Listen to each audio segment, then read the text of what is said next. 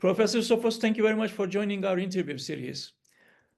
Let me start right away with the first question. How do you interpret the Erdogan regime's mobilization of Ottoman nostalgia in both domestic and international contexts as part of a broader populist authoritarian narrative?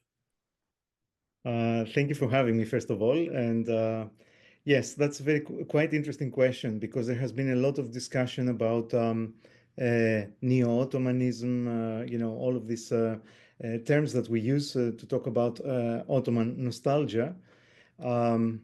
I think that Erdogan's regime needed a narrative that would definitely, in some ways, counter the narrative that the Kemalist,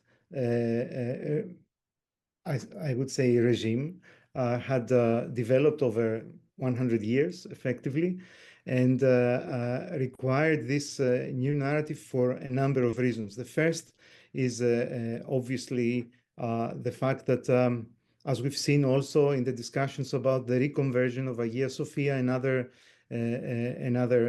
Christian monuments, there was this kind of alternative version of history and the representation of the constituency of the Justice and Development Party as a victim whose sovereignty was denied by the Republic for 100 years. So in many ways, the return to some sort of Ottoman nostalgia was a means of trying to say that there was a state in the past where there was more sovereignty. The people were heard in some ways. It's a long story. I cannot go into the detail of that, but maybe we will have an opportunity as we go on. But so I think it was a way of constructing an alternative notion of sovereignty of the people, and the people being, of course, the constituency of the party, and I think a large part of the nationalist constituencies as well. The second reason that I find quite interesting here is that is more related to particular interests that the current leadership in Turkey perceives to be the interests of the country, and of course the interests of their own kind of political elite in some ways. So, for example, I've seen that in foreign policy, Ottoman nostalgia is used quite frequently to justify, to give, I would say, some sort of impetus to attempts to establish relationships with countries that the current leadership considers pivotal in not only the region, in Africa as well. So I've found quite interesting how much remembering the Ottoman period can be stretched in order to justify, for example, the current presence of Turkey in the Sahel, in West Africa, how Somalia features not only in terms of humanitarian interests, but also and concerns, but also it features in Turkish foreign policy as I would say a borderland of Ottoman reach, during a few centuries ago anyway. We can see, of course, something that started also under Turgut Özal. We can see the Balkan opening in some ways of Turkey, the way that it has been looking towards the Balkans, which quite often, especially in the cases of Bosnia, Macedonia, maybe Albania as well, we can see that there is this emphasis on rekindling the kinship between the peoples of Bosnia and Albania and Macedonia. And we can see also, to some extent, some degree of, that is a little bit of an exception, the continuation of Özal's Central Asian kind of opening, which has nothing to do with the Ottoman Empire, but it shows exactly the flexibility of the current political elite in how they define what is Turkey's significant past. So whereas Ottomanism of sorts is present in most of its foreign policy, And it's, of course, domestic policy because it entails refashioning of the domestic sphere as well.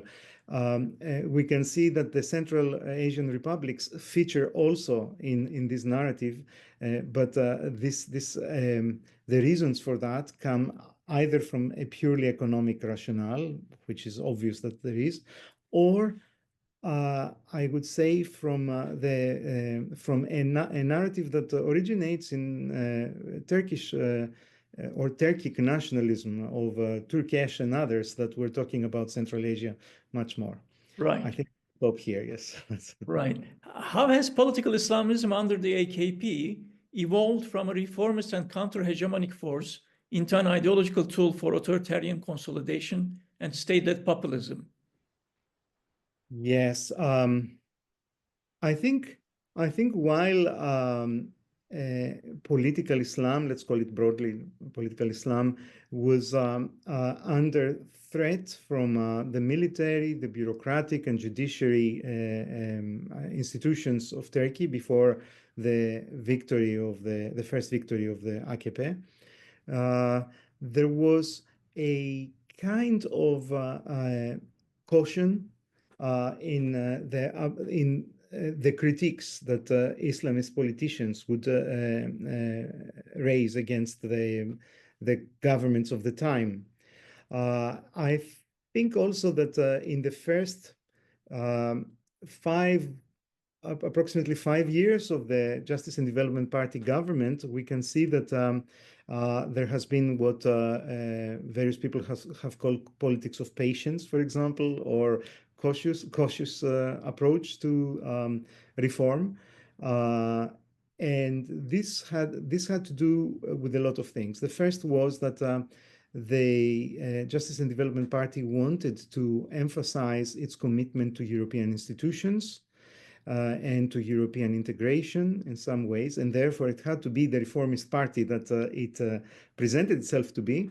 I know it's a little bit cynical to interpret it this way, but this made it more difficult for the army and the judiciary to put a stop to the political process that was unfolding. Because if the Justice and Development Party was the most pro-European and pro-reform party in the political spectrum of Turkey at the time, I think that this made it very difficult for these institutions that I mentioned to challenge the AKP because of European and probably more broadly Western outcry and maybe sanctions of sorts. So I think that it was a very carefully calculated attempt. With hindsight, at the time, I was very positive. I was thinking that yes, there is something that is happening that will allow also the fissures in Turkish society between the old regime and this new Islamic, I would say, politicians to find a modus vivendi. But I now think there was a very calculated attempt to ensure that the viability of the experiment that Erdogan had already set in motion. Right. Very quickly, if I may say, I think that they attempted the e-coup, for example, or postmodern coup, as we call it, actually, of the army around the presidential elections of when Abdullah Gül was supposed to enter Çankaya. And the attempts of the courts to impose sanctions of the AKP at the time created a rift that allowed Erdogan and his collaborators in some ways to move from this cautious approach to a more aggressive approach that I think leads us to today in some ways. So although I think it was calculated that the AKP would remain on the reformist side for as long as it needed, on the other hand, I think the army and the judiciary gave an opportunity to the party to lash out on them, and maybe sooner than later, at a time when civil society was not strong and could not really play a role of checks and balances in Turkey. Right. Do the regime's increasingly religious nationalist narratives reflect a deeper radicalization or strategic recalibration? And to what extent do this still resonate with the AKP's traditional base amid economic hardship and intra-Islamist fragmentation? Thank you. That's one of the most interesting questions that I had to think about over the past couple of years, I would say. We've seen that, and that's why we may need to question the notion of seeing the AKP or AKP as a Islamist party, full stop. It's something more complex. And we can see that its ideology in many ways is evolving. And this has to do with the shifting constituencies that it has to capture in some ways to engage for its political survival. So we've been seeing, for example, the alliance with the MHP and Bahçeli over the years.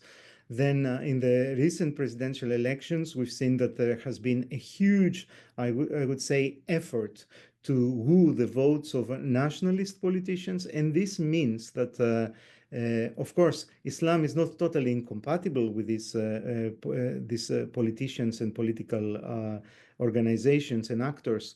But there had to be a differentiation of the discourse of the AKP from its past discourse. It is still a party that, of course, wants to integrate in its version of nationalism today an Islamic element. So it is not Alparslan Turkesh number 2, definitely, but it has been willing to entertain different options, different ways of thinking Turkish nationalism.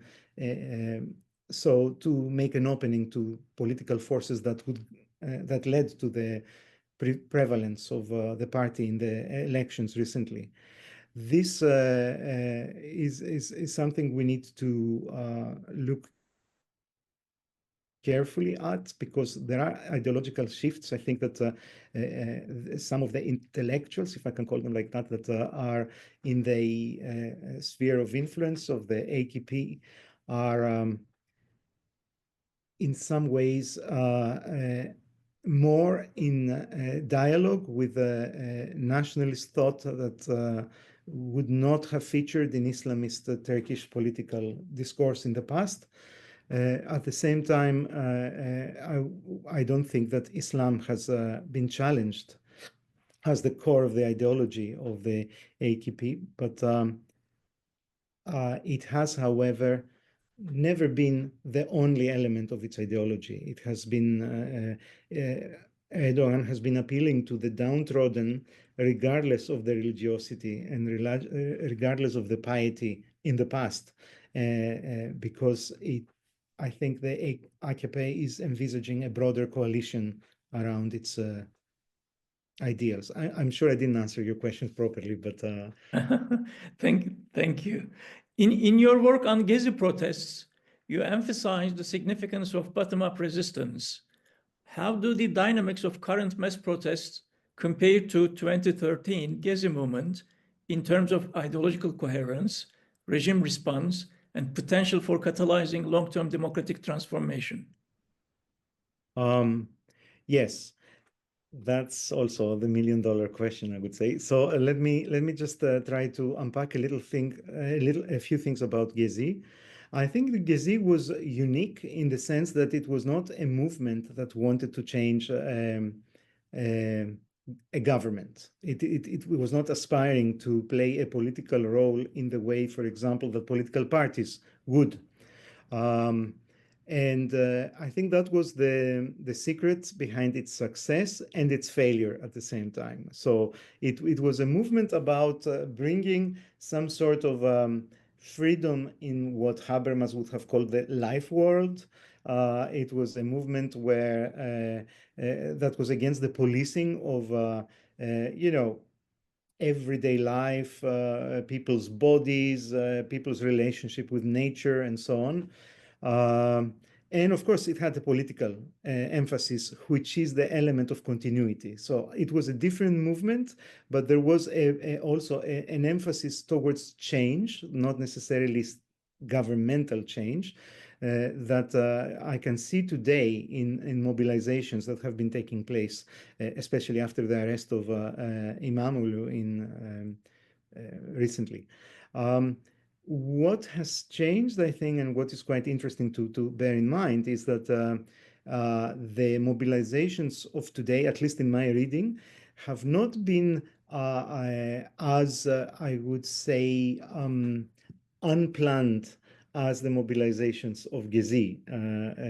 Most people, I interviewed people who said, I went there because I felt something was happening and I needed to be part of it.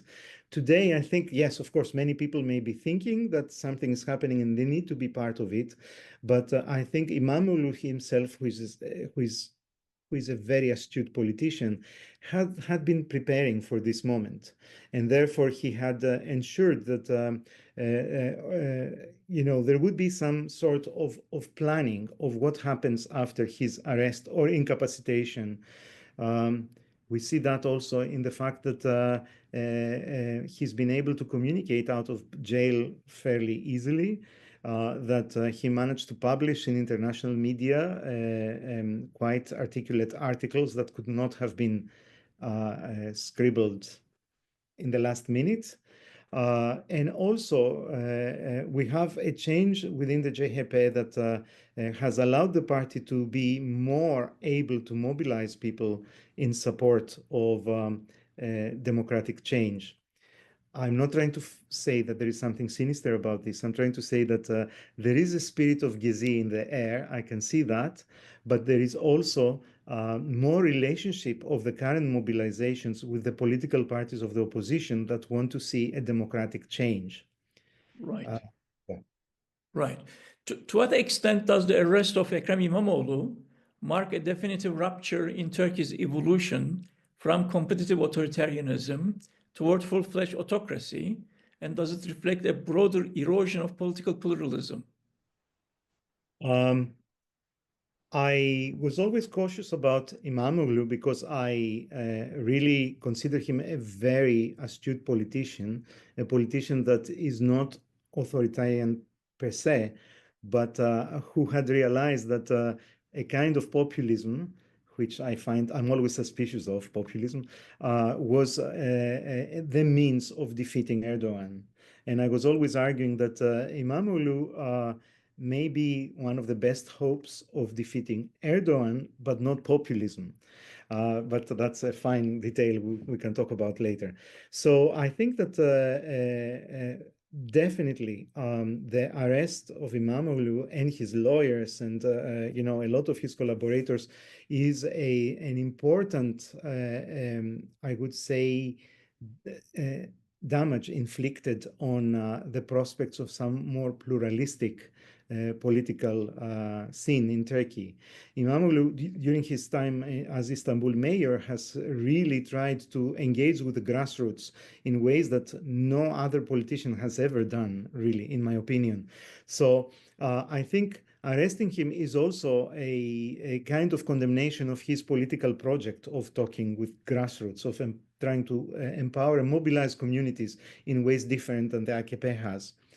And therefore, I do believe that it is also an attempt not only at his person, but at the model of politics that could emerge out of possibly a victory of Imamoglu.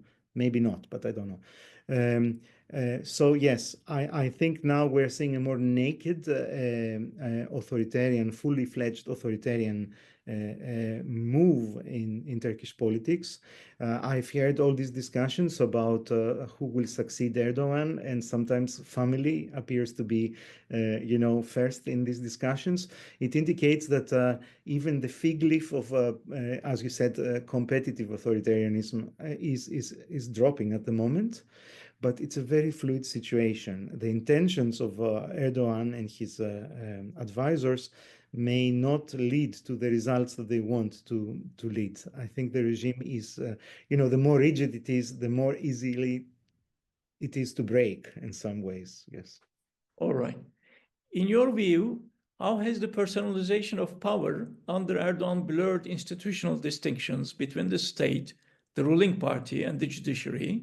Is the judiciary now operating more as an instrument of regime survival than of rule of law governance? Right. Let me start from the judiciary, but I will go to the personalization in a minute. We've seen that the judiciary was the target of reforms and the target of a lot of meddling. And effectively, what was being planned was to render it less independent. We had all these kinds of promotions of different judges, the retirements of other judges, and so on. There have been pressures from time to time on the judiciary. So definitely the judiciary is no longer a means of checks and balances in the political system. And this is the problem generally of the hyper-presidential system that Erdogan introduced in some ways. There is no institution that has the gravitas and the authority that the institution of the presidency has. And therefore, it's not only the judiciary, even the parliament in many ways, although there are ways in which it can throw a spanner in the works, as we say.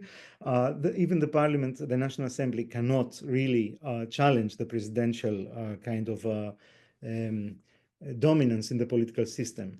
Now, if you add the personal charisma and its cultivation by Erdogan, the situation becomes even clearer that there is, it's not only an institution, but it's also a president who in the past had talked against the courts when the courts decided against him. He talked about milli irade, he talked about the national will as superior to the court's legal rationale and thinking.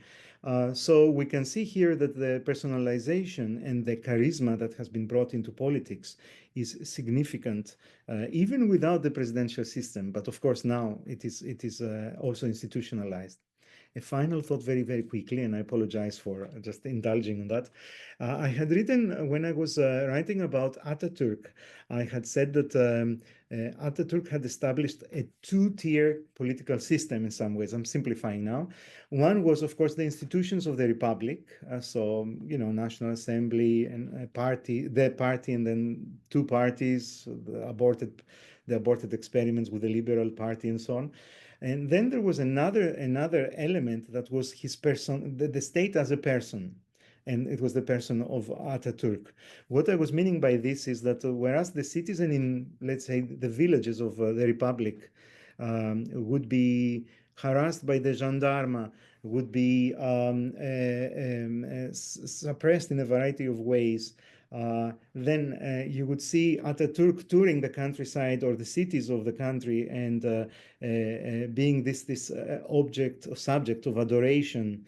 And he would hug kids and he would talk to people in a charming way. I think Erdogan has done something very similar, and the personalistic element is crucial in that.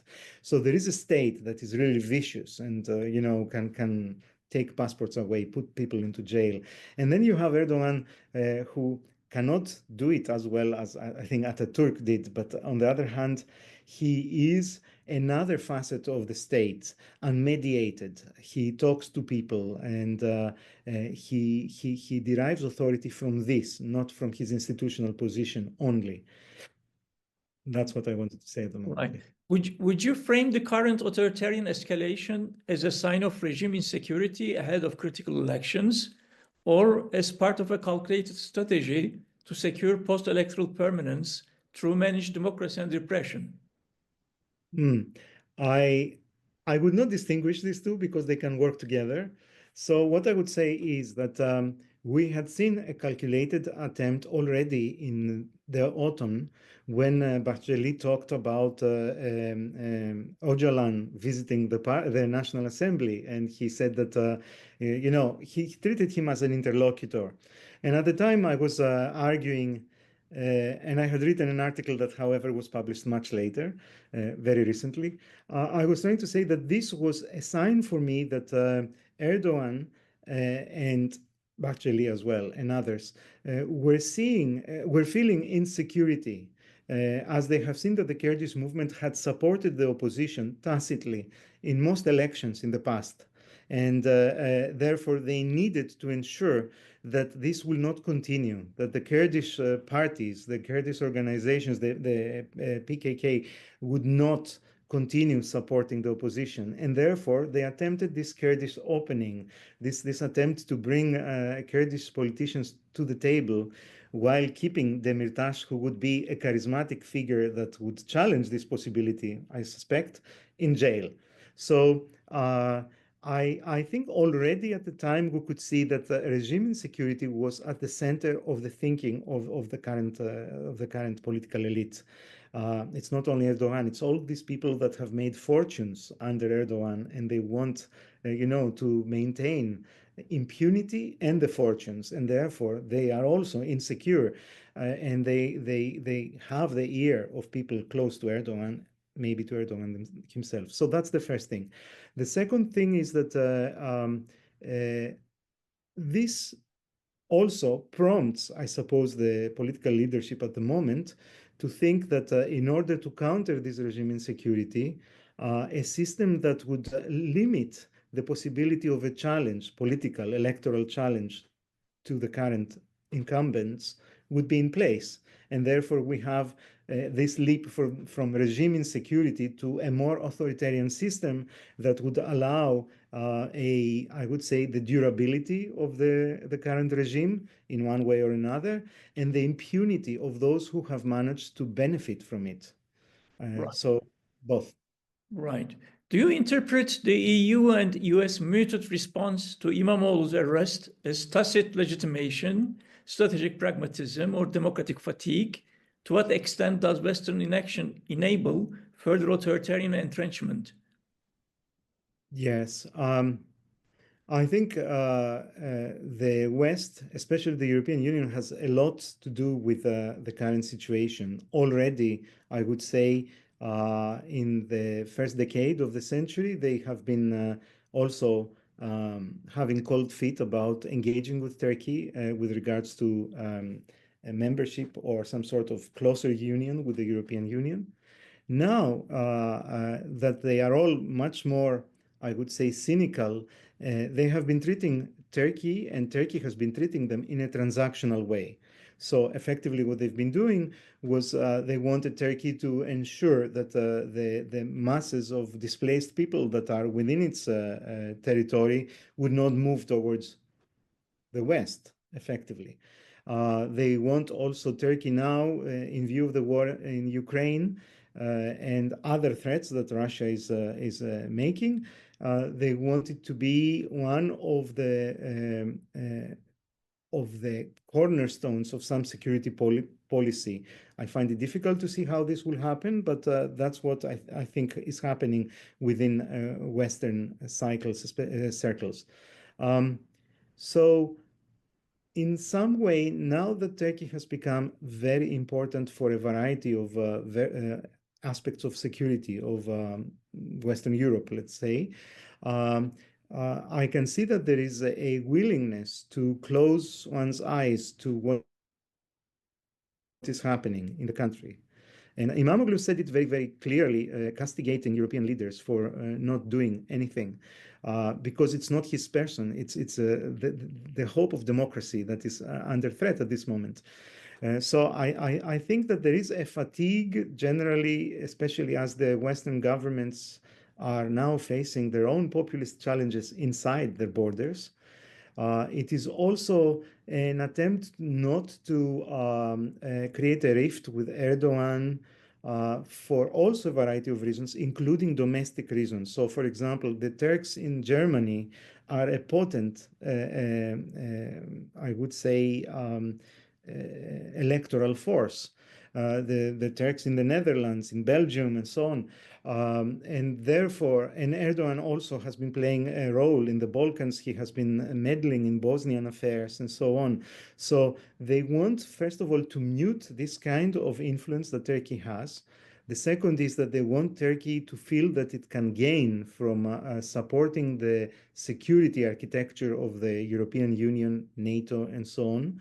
and not play that much with Russia, therefore they are contributing. They're totally disinterested in democratic resistance in Turkey at all. Yes. Right. How does Erdogan's external positioning on migration with the EU and regional geopolitics vis-à-vis Iran and Russia insulate the regime from meaningful international pressure despite ongoing democratic erosion? Well, it relates to your previous question, but I think thank you for that because you allow me to say a little bit more. I think that the positioning of Ankara towards Russia and Iran and even Syria and so on is quite significant because I see in it a very clear way of leveraging different relationships that then would insulate the regime, as you said, from criticisms and possibly even sanctions. I'm not talking about economic sanctions necessarily. So Erdogan, I won't say Turkey, I will say Erdogan has been very, very skillful in trying to cultivate relationships with both Khamenei, for example, but also a number of conservative politicians in Iran. He has also been quite active in trying to establish this privileged relationship he has with Putin. There has been the Astana process that has been dealing with the future of Syria, in which Iran and Russia have been playing a role. So we can see a two-pronged attempt here. The first attempt is to ensure that Turkey, every time that it feels under pressure from the West, can leverage one of these relationships. The second important element is that Turkey, at the same time, helps develop and participate in institutions that weaken Western international influence. So, for example, instead of having a Geneva process on Syria, Turkey sticks with the Astana process on Syria, that is a gathering of three liberal leaderships trying to decide what will happen in Syria. And we see that quite frequently nowadays. Turkey is trying also to participate in the development of an alternative institutional architecture internationally to weaken the institutions that can damage it. Right. And lastly, Professor Sofos, how does Turkey's trajectory under Erdogan challenge or confirm existing theoretical models of populist authoritarian governance? Are we witnessing a uniquely Turkish path or a globally resonant pattern of democratic decay in hybrid regimes? Thank you. Yeah, I'm writing a book at the moment on this, and I am trying to say that we can see similarities in the case of Modi in India, Orban in Hungary to some extent, although Hungary is not an emerging power as Turkey is. We can see also in Israel very similar kinds of developments. The judicial reform attempt by Netanyahu could have been written by Erdogan in many ways. So what I'm trying to say is that, yes, there is definitely a uniquely Turkish way of building populism, and I have struggled in the past of trying to find ways in which the Turkish case can be meaningful for us to understand populism, authoritarian populism in general. But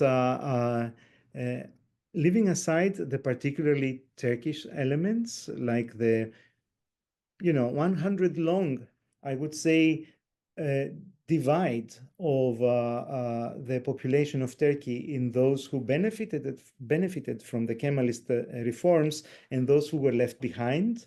There are these elements that are unique, but there is a kind of, I would say, playbook that we can see being repeated in developed at the same time in other parts of the world. So I think that Turkey is one of the initiators of a number of political developments that are being copied at the moment by other illiberal actors. But also I can see that there is a more broad attempt to develop these kinds of scripts of sliding towards illiberalism and an authoritarian version of populism. I should say, I consider populism, regardless of left or right, authoritarian. So I find it sometimes difficult to use the term authoritarian and populism together.